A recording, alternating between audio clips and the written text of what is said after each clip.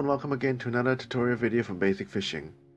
In this video, I'll be going over the basic elements on baits, the types of baits that is available for people to use, and which baits can be used for in certain situations. Bait fishing is the most easy, fun and productive way on getting started on fishing. It may be smelly and messy, but it is rewarding when you catch a fish, and it's so simple to do as well. Unfortunately, many people aren't exactly too sure on which bait to get and often pick a random choice instead of picking the suitable type. There are many types of baits to pick from, and you need to be aware of the different elements that these baits have because one may benefit over the other. So here are the list of baits I recommend for most beginners to start with. These baits are great to use, easily accessible, and can be used to catch a whole range of different species. They come in either fresh, frozen or salted, giving you options to pick from.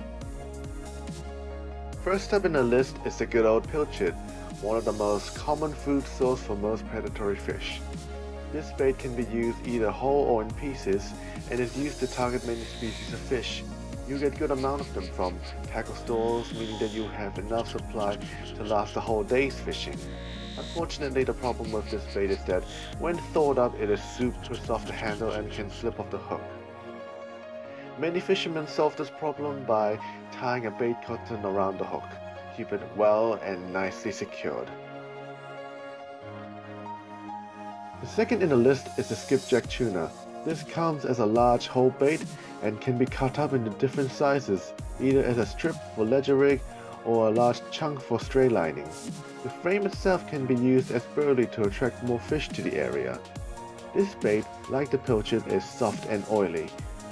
But the fact that it is oily means that it attracts a whole different range of fish species, including the soft-mouthed Trevally.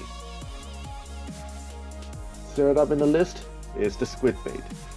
Squid are also one of the most staple diet for most predatory fish, and they have a high durability as well, which means that it takes a while before the pickers can completely strip the bait clean off the hook. Unlike the skipjack tuna or pilchard, however, it lacks oil contents or scent compared to the two baits. Therefore, it's not the most popular bait to use. However, on some days, I found that the squid proved to be more popular, whereas the tuna and pilchard were completely ignored. The next up in the list are the mullets. Mullets are the main food source for most predatory fish, especially kingfish. They are also highly oily, but unlike pilchard or tuna, the flesh is more durable, meaning that the bait stays on the hook a bit longer, but that doesn't exactly stop the pickers from stripping the bait off completely. The final one in the list are the shellfish. Shellfish are another natural food source, and they are easy baits to use. They are also very soft, so you need to use bait cottons in order to keep them on the hook, but they will attract certain fish species that prefer soft baits, such as snapper and trevally. Mussels are great bait to use around the rocks since they grow there naturally, and tortoise are ideal off the beach as they are sand-dwelling shellfish. Now that we know what these baits are, people will also ask what species will go for what bait, and these are the species that you will catch using the baits that have been mentioned. The first up in the list are the snapper. These fish will chomp up anything that they can get their mouths in, and all of the baits mentioned can be used to catch snapper. Second is the kahawai. Kahawais, unlike snapper, are a bit more fussy because they cannot chew a big hard bait and will only go for something that is small, and they only go for a bait that they have the capability of swallowing in one go. And you can easily see that by the size of their mouth. These fish also prefer soft oily baits such as pilchard, skipjack tuna and mullet. Third up is the trevally. These soft-lipped fish can be challenging to catch due to their soft mouths, giving them certain limitations. Like the kahawai, soft baits are the best baits to use when targeting them, especially with shellfish. Another tip to know is that you need to make sure that these baits are really small so that the trevally can hoover them up, and that way you'll be able to catch them. The Gurnett is another popular species to catch, but these are more considered of a bycatch species.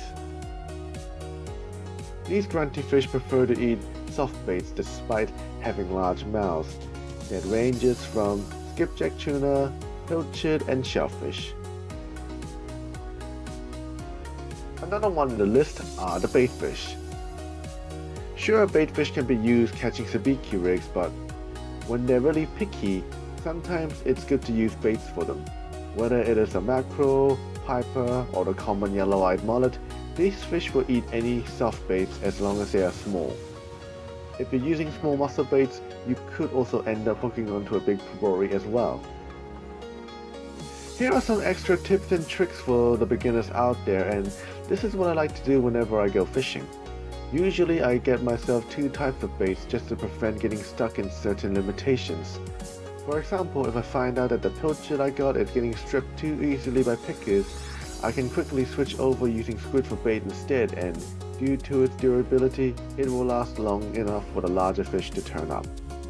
I personally prefer to use squid during the summer months, because that is when there are lots of schools of small undersized snapper, and they will make short work of any bait, so I want a bait that is durable enough for the larger fish to find. In the colder months, I'll use soft oily baits because most of the snappers will have disappeared during the cold months, and this will allow other fish species to take the bait without having to worry about other rival species. Another good tip I like to mention is that it's also good to use certain baits in certain situations. For example, whenever I go fishing off the rocks, I use either squid or mussels for bait, as they are the natural food source that most fish will go for. On the beach, if I get the opportunity, I'll use tours for bait, as this will allow me to catch more target species such as snapper or trevally instead of catching kahawai. Another good trip is that on certain days there will be a school of baitfish getting chased by predatory fish, and it's always a good idea to use the same baitfish to target the predatory fish. That way you'll be able to increase your catch rate as well. I hope this video has given some beginners an insight on which baits to use and also which baits to pick from. And I also hope this helped some people on picking their next bait when heading out fishing. Thank you for watching this video, and if you have enjoyed watching this video, please like and subscribe for more fishing videos. Again, thank you for watching, and I hope to see you guys next time.